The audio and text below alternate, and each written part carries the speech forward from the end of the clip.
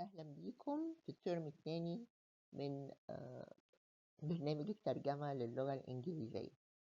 النهاردة عندنا المحاضرة الثانية في جرامر 2 نحو 2.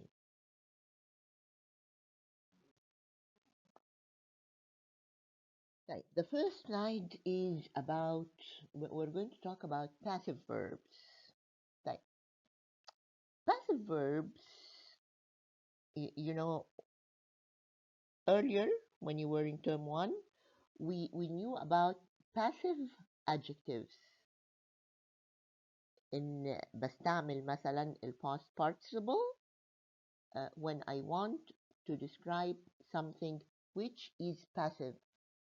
يعني إيه it's passive؟ يعني the action is done to something. يعني أقول مثلا the broken window.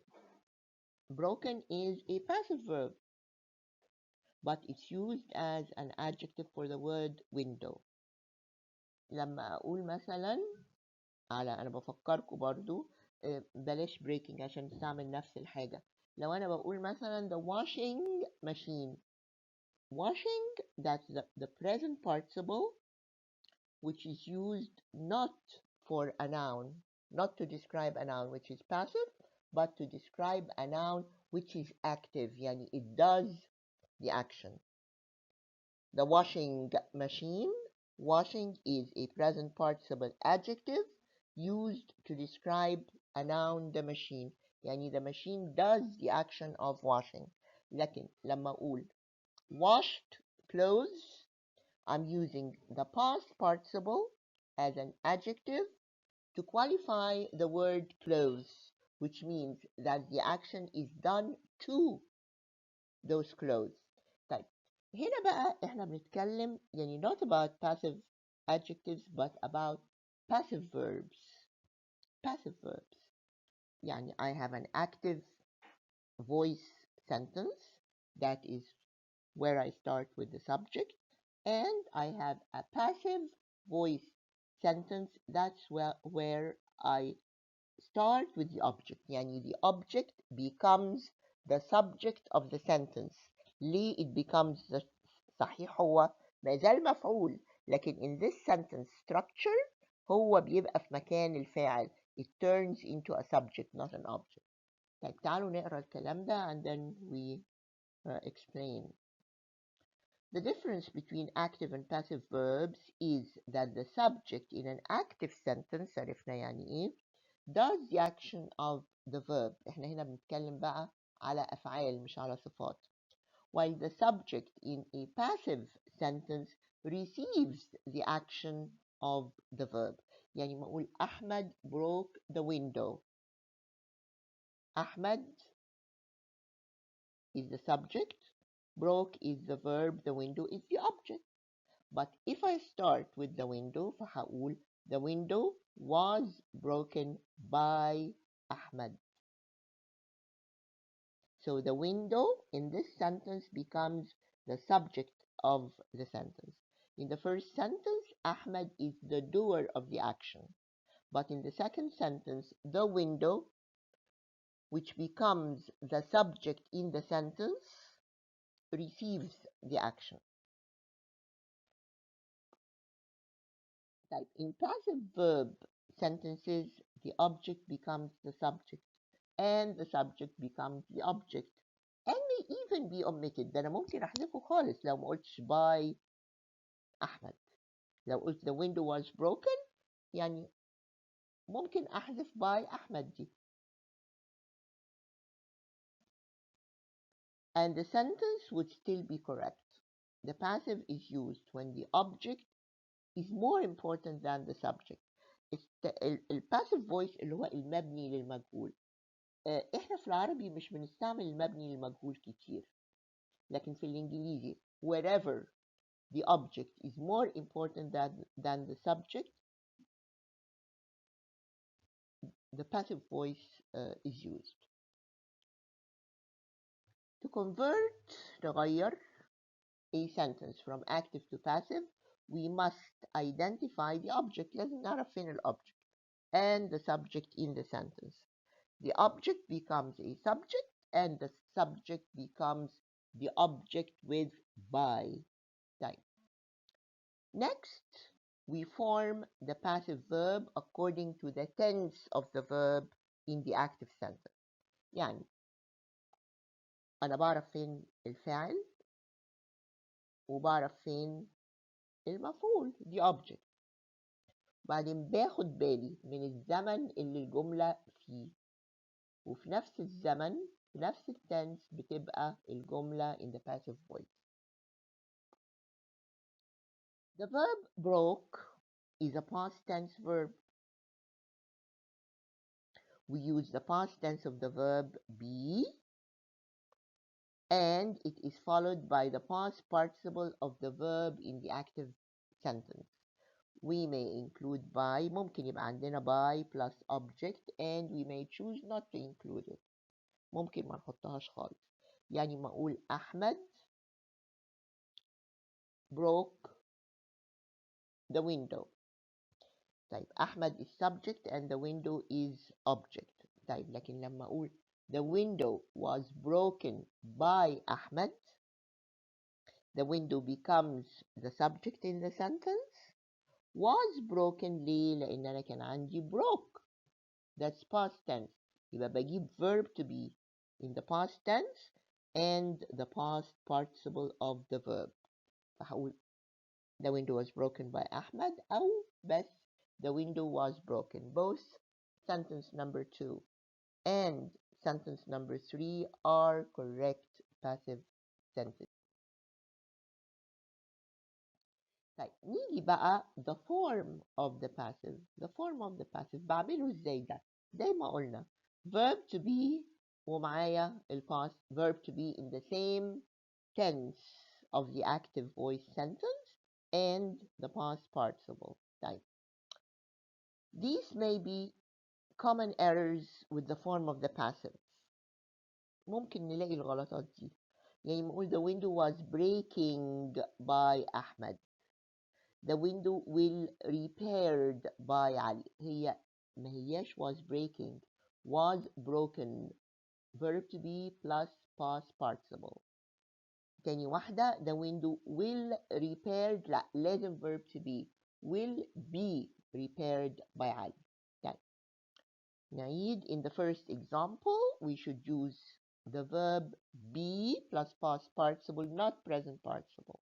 In the second example, the verb be is مش in معلش is not included.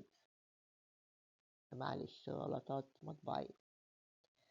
The window was broken by أحمد أو الثانية the window will be repaired يتصلح by علي. يبقى the form of the passive شكل الباسيف هو إيه بقى؟ be plus past participle وممكن بالأقواس دي يبقى عندي by plus the object, or that means the brackets mean that you can omit it altogether.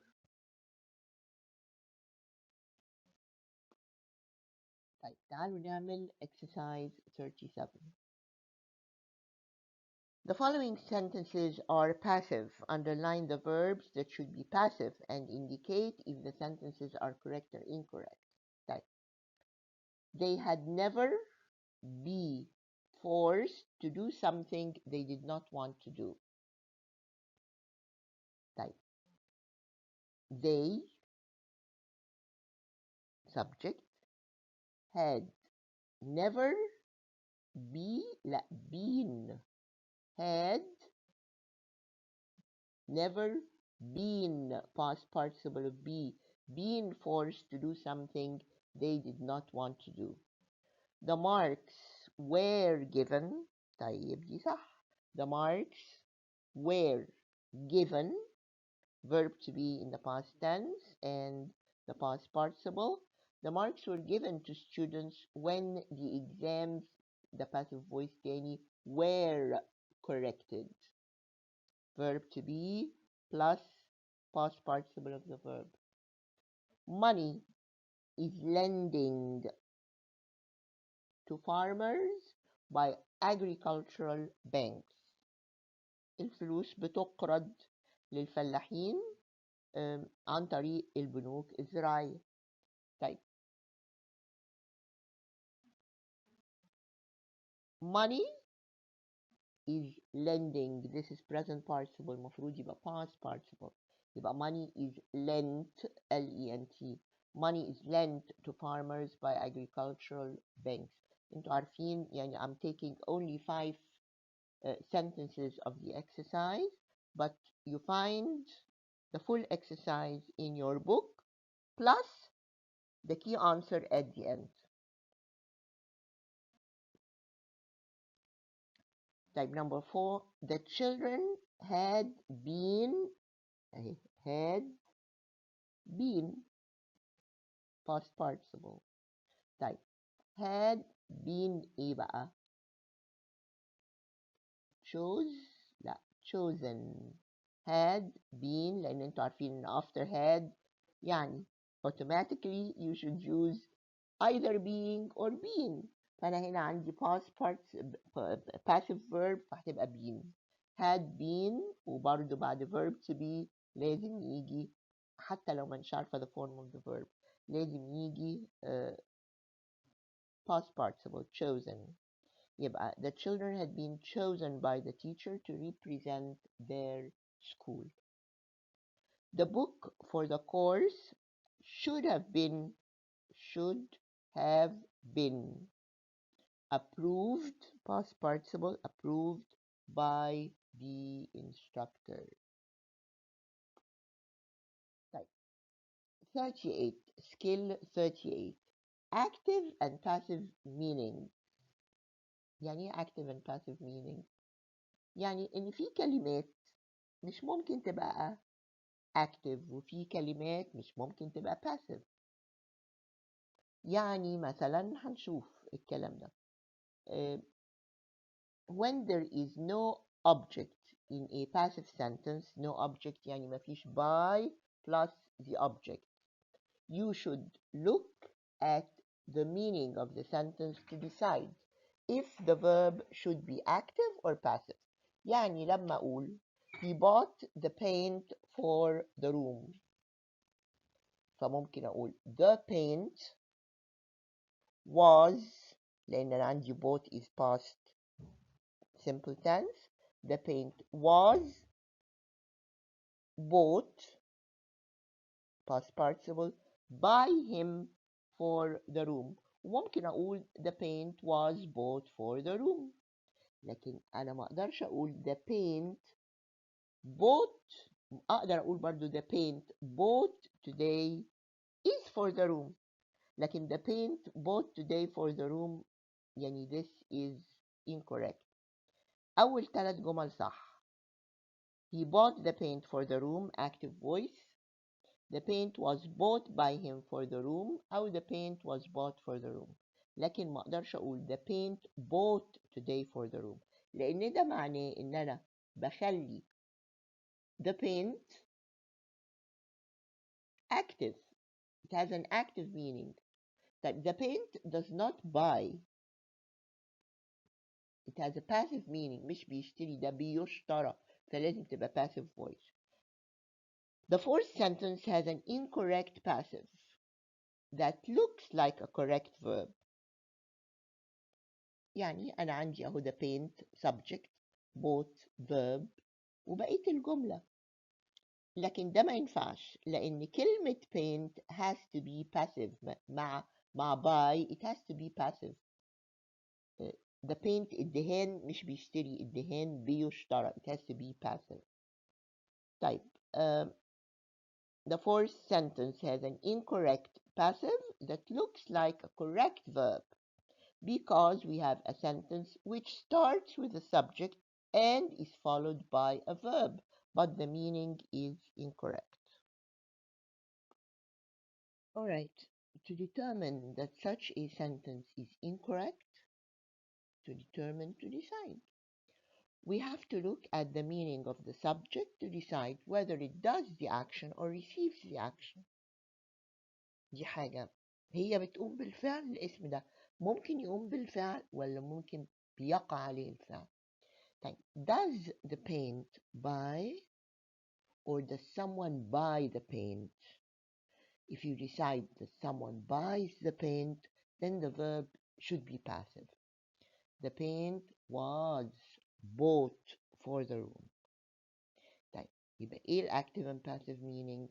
Active, the subject does the action of the verb. Passive, the subject receives the action of the verb. All right? All right, let's look at exercise 38. Each of the following sentences contains at least one active verb, but some of the verbs should be passive. يعني should be passive يعني they cannot be active. وعرفنا. Underline the verbs and indicate if the sentences are correct or incorrect. طيب. The new books put on the shelves. طيب. The new books, this is the subject. Put, that's the verb. Put on the shelves. طبعا هنا it's an active verb, right? The new books. طيب. Can the books do the verb or do they receive the action? طبعا الكتب مش بتحط حاجة على يعني على الأرفف، لكن الكتب بتتحط على الأرفف. So it's passive. It has a passive meaning. طيب يبقى the new books, I need verb to be to make it passive and the past participle were put on the shelves. The film began. The film began. طيب الفيلم بيبتدي. This is active. It's correct. The film began just a few minutes ago. That's a correct sentence. Everything to prepare for the operation has already done. Type.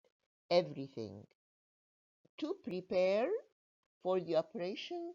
This is it's a prepositional phrase. Type everything to prepare for the operation, another for the operation. يبقى ممكن أشيل الحتة دي كلها. يبقى everything has already done. برضو everything دي حاجة بتعمل ولا بتتعمل؟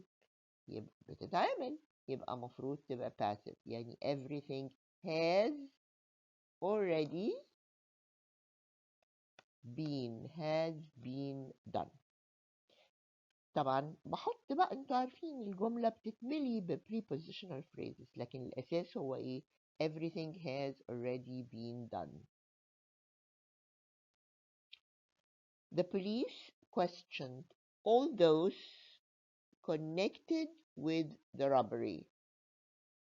أنا عندي هنا connected، بس connected هنا is it a verb or an adjective؟ طيب نشوف ال subject وال verb فين. The police questioned. The police questioned. حقق مع ده الفعل questioned. All those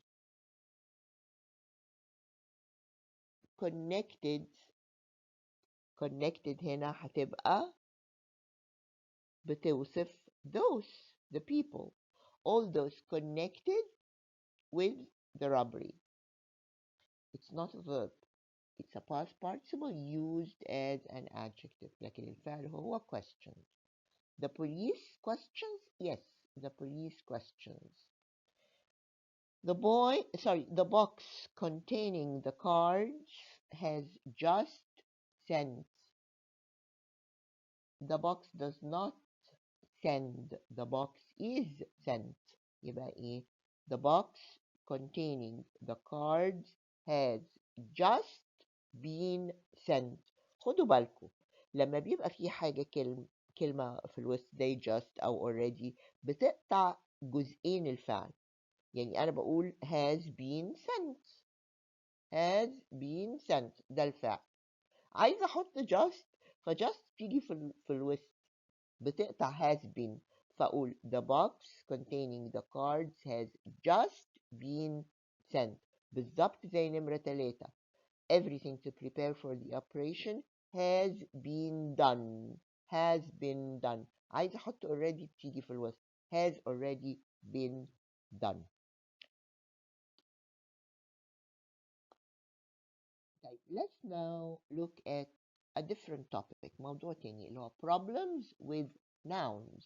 في مشاكل بنقابلها مع الأسماء. When dealing with nouns, there are a number of things you should be able to do. Use the correct singular or plural noun. Distinguish countable and uncountable nouns. يعني إيه countable؟ في أسماء بتتعد، في أسماء ما بتتعدش. Recognize irregular, singular and plural nouns. And distinguish the noun that refers to the thing from the noun that refers to the person. Okay? طيب. في أسماء بتشير إلى بني آدم وأسماء بتشير إلى حاجة. لازم أعرف الفرق بين الاثنين.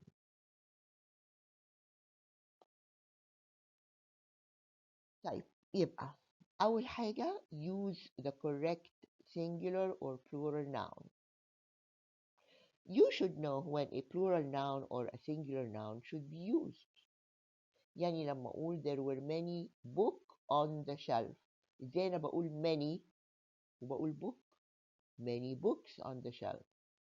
He finished every دي كلمة مفرد وإحنا عارفين. every exercises لا، يبقى every exercise before time. Both sentences are wrong. طبعا زي ما قلنا الاثنين غلط. The word many in the first sentence indicates, tells us that the noun should be plural, and the word every in the second sentence, where every is a singular word, should be, indicates that the noun should be singular. There are certain keywords في كلمات كده أساسية that indicate that a plural should be used. في كلمات ما دام موجودة بتقول إن ده الاسم اللي بعدها لازم يبقى جمع مش مفرد. زي both، لأن both معناها اتنين. two or other numbers يعني 2 5 6 3 whatever. many, several and various. كل دي كلمات بتقول إن أنا بتكلم على أكتر من واحد. Other keywords indicate that a singular noun should be used. يعني لو بقول each ولا every ولا single يعني واحد ولا one ولا الحرف A. A دي بتتقال يعني ما بقول I bought a book مش هيبقى عندي A وأقول A books. alright؟ طيب نعمل exercise 39.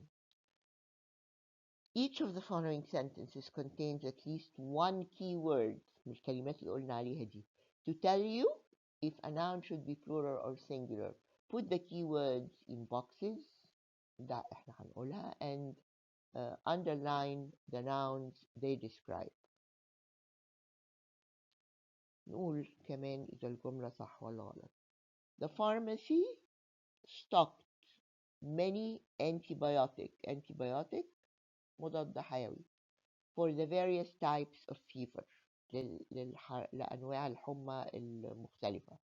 طيب the pharmacy stocked خزنت many. كلمة many بتقول إن أنا لازم يبقى عندي وراها اسم جمع many antibiotics. طيب every دي كلمة for a singular word. every bill فاتورة يبقى دي صح must be paid before January. The engineer demonstrated عرض. The various كلمة various دي كلمة جمع. The various way لا the various ways in which the machine should be used. It was difficult to believe that both اتنين يبقى both of the exam لا اتنين both of the exams were وعندي كمان اهو الفعل صح were scheduled on the same day. People become more anxious for real change with each passing day. Each دي كلمة بتقول إن أنا عندي مفرد يبقى with each passing day. كل يوم بيمر people are more anxious for real change. طيب نشوف بقى اللي بعد كده countable and uncountable nouns. countable, you know the verb count. count معناها يعد. countable يعني يتعد. uncountable ما يتعدش. في أسماء بتتعد وأسماء ما بتتعدش بالكم. In English, nouns are classified as countable or uncountable.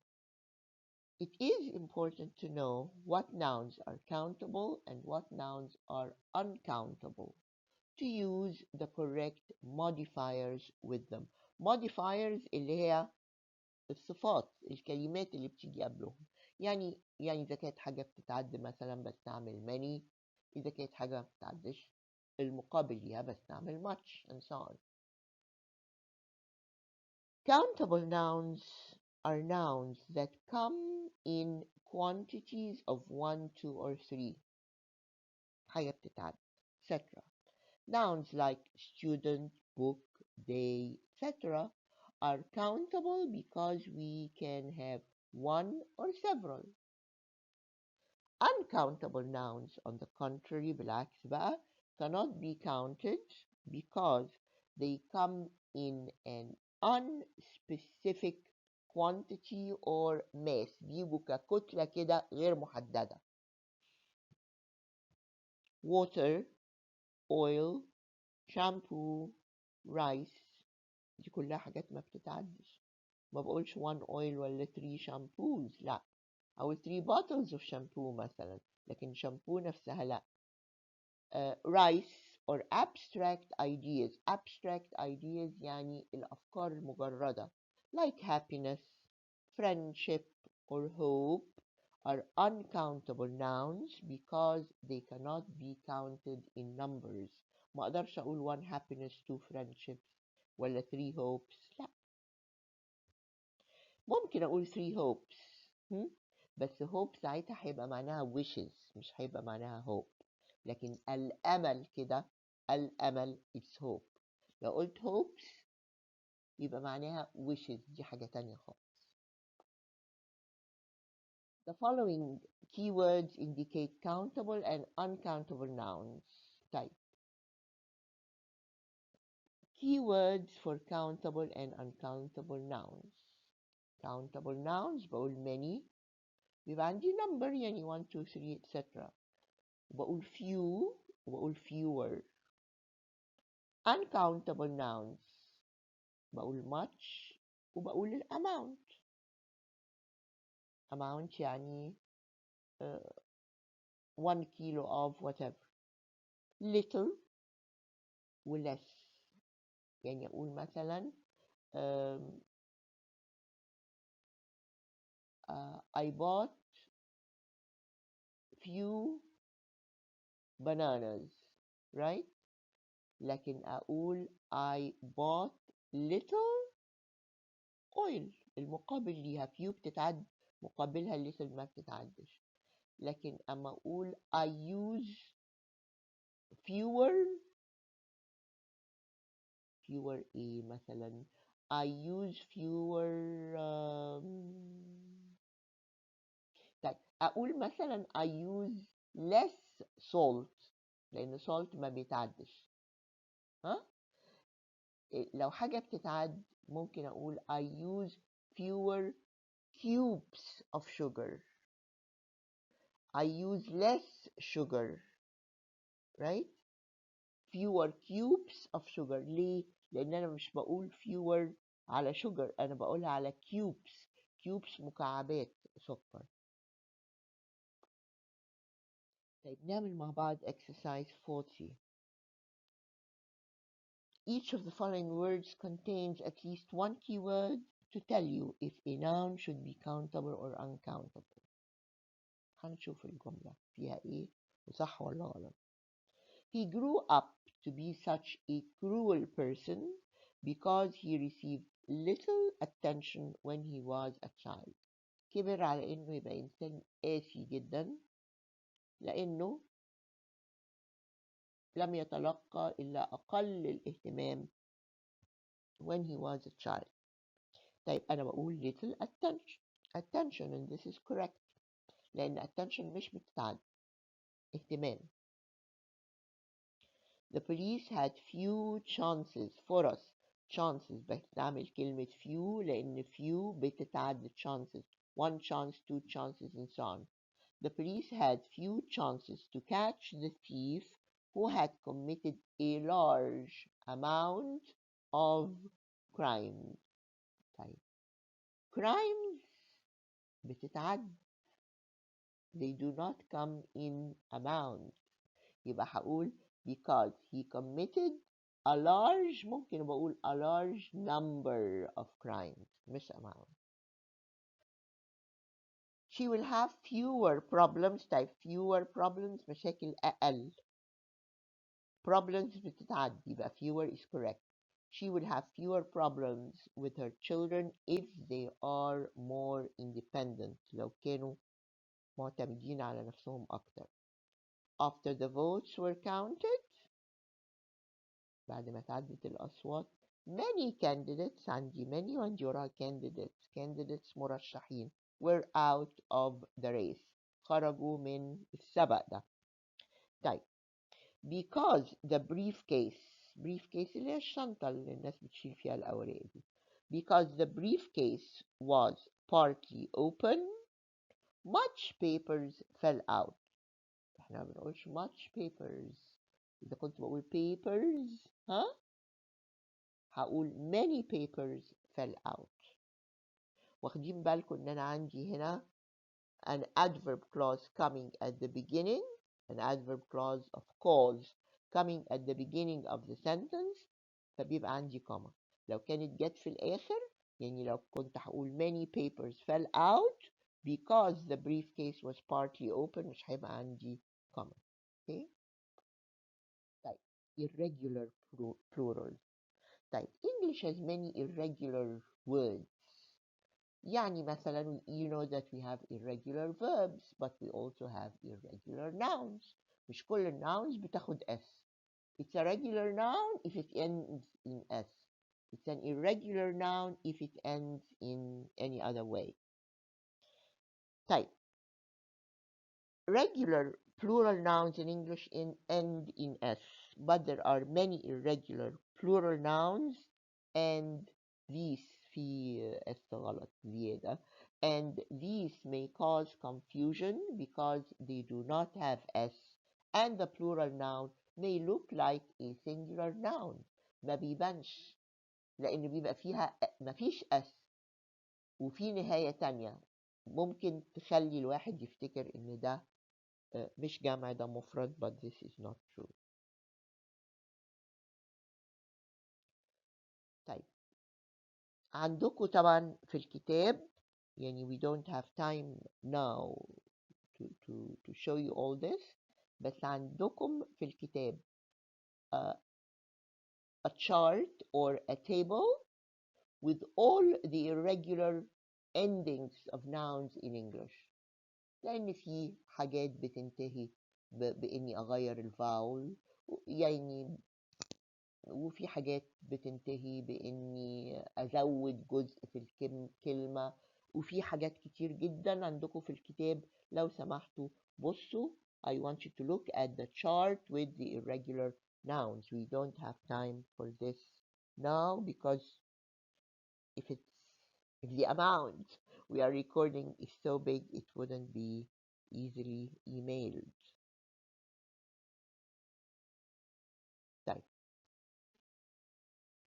Each of the following sentences contains at least one noun with an irregular plural. Underline the nouns that have irregular plurals and indicate if the sentences are correct or incorrect. Type. Parentheses is needed around that expression. Parentheses is دي نهاية المفرد. انتوا طبعا مفروض قبل الاكسرسايز دي تكونوا بصيتوا فعلا وفتحتوا الشارت in your books. Parentheses is needed parentheses is. طيب لكن أنا عندي parentheses يعني brackets. ال ES دي جمع. انتوا عارفين كلمة oasis واحة، oases، وعارفين كلمة basis أساس، bases، IS for the singular, ES for the plural. Parentheses is needed around that expression. Type parentheses دي it's a plural noun.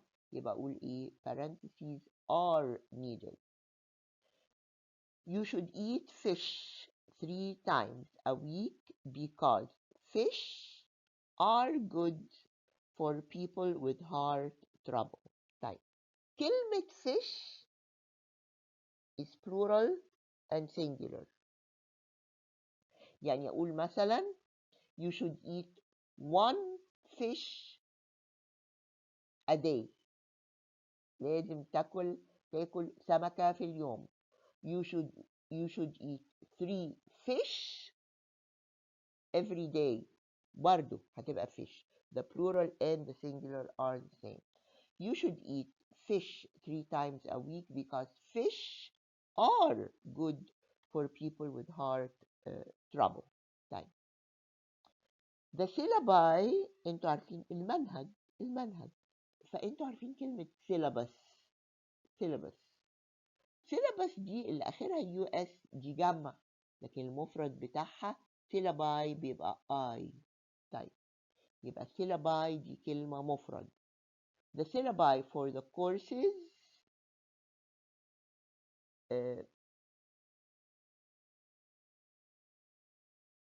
is included in the packet of materials يعني شنطة من المواد that you receive. طيب أنا بتكلم على different courses. يعني أنا if I'm talking to you about one course هقول ده syllabus المنهج، لكن those are different courses فعايزة كلمة جمع في أكتر من منهج فهتبقى the syllabi. هقول the syllabi for the courses is included لا are included.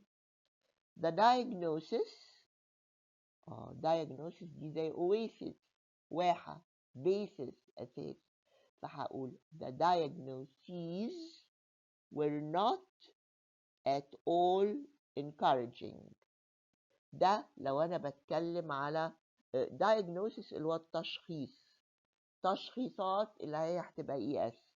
طيب لكن أنا بتكلم عادة على تشخيص واحد لمرض واحد فمش مفروض يعني لو هي the diagnosis وده مفرد هتبقى the diagnosis was not at all encouraging التشخيص. لو عايزة أتكلم على مجموعة من التشخيصات فهتبقى the diagnoses were not at all encouraging. يعني diagnosis was لأنها مفرد diagnoses were فالجملة دي ممكن تبقى تصلح بطريقتين. The crisis برضو crisis الأزمة the crises أزمات the crisis is not type crisis دي أزمة the verb is singular طيب يبقى دي صح. The crisis is not going to be resolved until demands are met. انتوا عارفين meet يعني يقابل لكن هي بتيجي مع كلمة demands وجت عدت قبل كده مع كلمة requirements عملناها في exercise أظن قبل كده. طيب اللي هي حتى تلبى الطلبات until demands are met.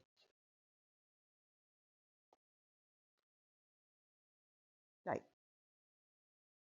بعد كده distinguish nouns that refer to persons and nouns that refer to things. أنا عندي أسماء يعني ما أقول مثلا محاسب ده اسم محاسبة دي برضو اسم لكن محاسب يعني indicates a person محاسبة indicates a thing في الإنجليزي برضو نفس الحاجة. Nouns can refer to persons or to things. We should know which noun to use in a sentence.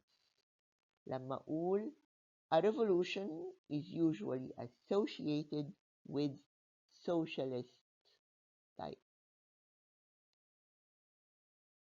A revolution عادي ثورة أي ثورة is usually associated with socialist. socialist ال IST دي بتشير إلى بني آدم مش إلى حاجة، وأنا بقول it's associated with socialist. أنا ممكن أقول with socialists الاشتراكيين ممكن، لكن هنا مقصود الاسم المجرد فهقول with socialism. طيب the majority of graduates الخريجين معظمهم have a degree in accountant. He is an accountant. يبقى an accountant is a person. لكن the thing is accounting المحاسبة. Both nouns in the previous two sentences are incorrect. In the first sentence, the noun refers to the person, and what is needed is a noun that refers to the thing, which is socialism. In the second sentence, comma مفروض يبقى فيه comma، ومفروض طبعا التي تبقى small t. طيب in the second sentence, comma small t, the noun refers to the field المجال in which an accountant works اللي بيشتغل فيه المحاسب which is accounting. طيب نعمل exercise 42 مع بعض. Some of the following sentences contain nouns that are incorrectly used. Underline the incorrectly used nouns and indicate if the sentences are correct or incorrect. Type. Of all the subjects I studied, I liked poets the most. أنا بتكلم على المواد اللي درستها، فبقول من بين كل المواد اللي درستها I liked poets يعني شعراء. It's a noun. لكن أنا بتكلم I'm talking about the thing not the person، فهقول I liked poetry the most. طيب خدوا بالكم إن انتوا you have the whole exercise in the book and you have the key answer at the end of the unit. The cook in that restaurant is really a master chef. تعرفين chef يعني طباخ، master chef يعني مفيش زيه يعني. طيب أنا بقول the cook is a person يعني he is a cook يعني chef. طيب وانتوا عارفين cook كمان بتبقى verb. I like to cook. The cook is a master chef. طيب ساعات ناس بيتهيألها دي حاجة يعني one of the words which are commonly confused، إن ناس بيتهيألها إن cook يعني cook مش بني آدم، إن الطباخ يعني cooker زي ما بقول write ورايتر. لا، cook هو اللي طباخ. to cook برضو is a verb، لكن كلمة cooker يعني البوتاجاز نفسه. طيب the sculptor النحت has been working on the statue for 2 years. طيب I'm not talking about the thing, I'm talking about the person. The sculpture لا، أنا عايزة البني آدم مش الفن اللي هو فن النحت، هقول the sculptor T-O-R. He is an authorization ده يعني تفويض. He is an authorization on legal matters. أنا عايزة أتكلم على البني آدم he is an authority on legal matters. بيعتبر حجة في المسائل القانونية. He is an authority. وكلمة authority كمان ليها معاني تانية، ليها معنى حصانة حاجة كده. طيب I have the authority يعني I have يعني عندي الحصانة أو عندي التفويض لإني أعمل حاجة. authorization، بص authorization هي عملية التفويض نفسها. authority ممكن تبقى اسم يشير إلى الشيء ويشير إلى الإنسان. يعني ما أقول I have the authority، عندي التفويض. authorization عملية التفويض نفسها، عندي 3 أسماء هنا، أو عندي اسم بيستعمل للحاجة وللبني آدم. يعني I have the authority، authority is something، لكن he is an authority، authority this is the person، و authority هنا معناها هو بيعتبر حجة في كذا. طيب the economist the scientist that's a person. The economist's liberal views آراء التحررية were rejected in the conservative government. اترفضت طبعا في الحكومة المحافظة. alright. طيب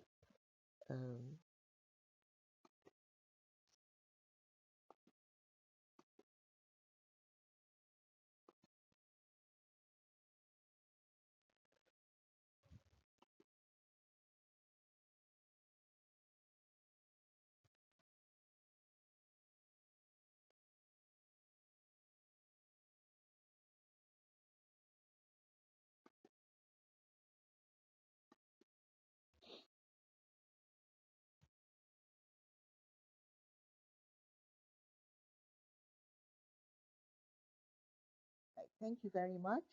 This is the end of lecture 2. We meet next time for lecture 3. Thank you.